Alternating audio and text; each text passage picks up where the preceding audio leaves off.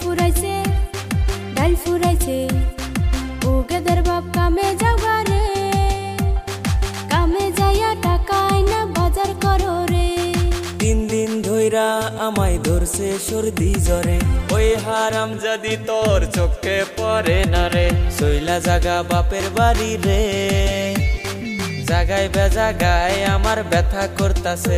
তুই সইলা জাগা বাপের বাড়ি রে